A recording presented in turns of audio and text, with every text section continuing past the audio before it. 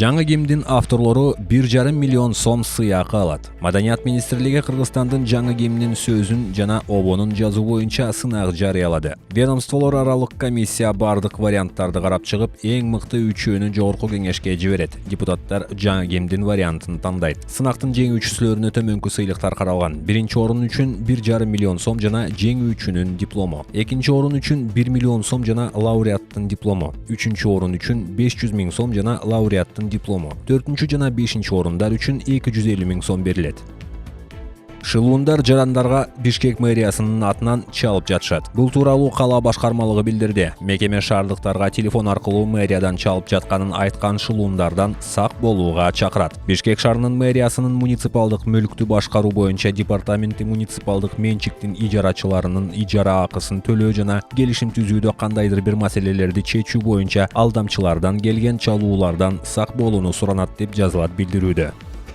Татиков Руслан Сатылганович Кыргыз Республикасынын финансы министринин орун басары кызматынан бошотулду. Тиешелүү буйрукка министрлер кабинетинин башчысы Адылбек Касымалиев кол койду. Белгилей кетсек, Татиков министрдин орун басары болуп 2021-жылы 17 августта дайындалган.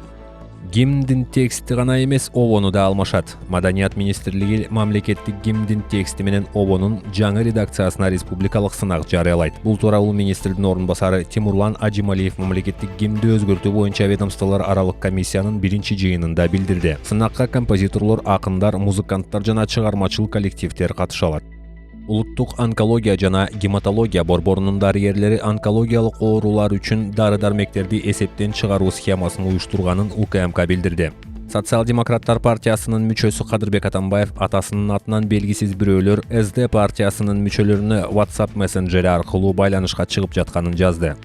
Дайыма таштандыга толуп турган контейнерлердин ордуна эми бул жерде бардык шарттар түзүлгөн таштанды ылоочу пункт иштеп баштады. Атайын бир кызматкер таштандыларды иргеп берерин мэриядан билдиришти. Базардын аймагына дагы бир ушундай пункт куруу пландалууда.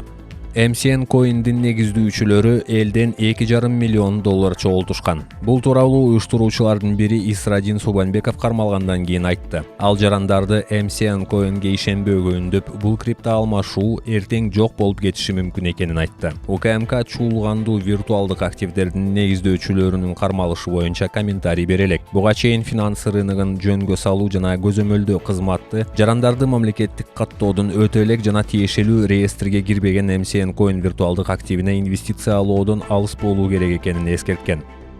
Садыр Жапаров Харбиндеги Ябули лыжа базасын көрсөттү. Президент мындай комплекстин курулушу Кыргызстанда жакын арада башталарын убада кылды. Бул жерде дүйнөдөгү эң узун жана эң бийик лыжа трассалары жайгашкан. Харбин шаарында ушул күндөрү кышкы Азия оюндары өтүүдө.